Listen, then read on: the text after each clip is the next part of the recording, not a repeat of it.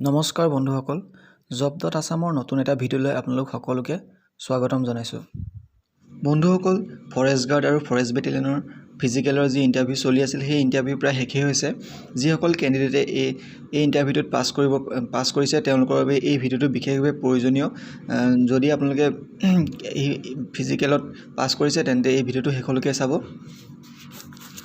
বন্ধুসকল আজি আমি ভিডিঅ'টো আলোচনা কৰিম ফৰেষ্ট গাৰ্ড আৰু ফৰেষ্ট বেটেলিয়নত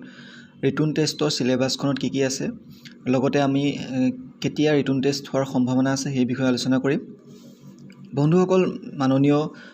মুখ্যমন্ত্ৰী হিমন্ত বিশ্ব শৰ্মাদেৱে কৈছে যে 10 মে তাৰিখে তেওঁলোকে 40,000 চাকৰি এপইন্টমেন্ট লেটাৰ দিব তাৰ ভিতৰতে আছে আপোনালোকৰ ফৰেষ্ট গাৰ্ড আৰু ফৰেষ্ট বেটেলিয়নৰ চাকৰি কিটাও হেয়বে আপোনালোকে আশা কৰিব পাৰে যে ৰিটন টেষ্টটো আপোনালোকৰ প্ৰায় মাৰ্চৰ শেষৰ ফালে নহবা এপ্ৰিলৰ প্ৰথম সপ্তাহত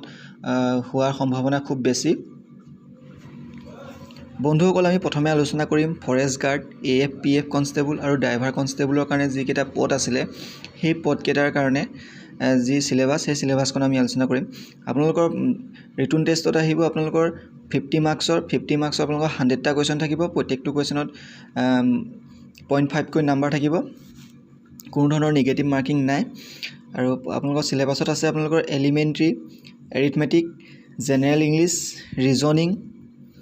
তাৰ পৰা আছে আপোনালোকৰ মেন্টেল এবিলিটি আসাম হিষ্ট্ৰী আছে জিওগ্ৰাফি আছে পলিটিক্যাল আছে ইকোনমি আছে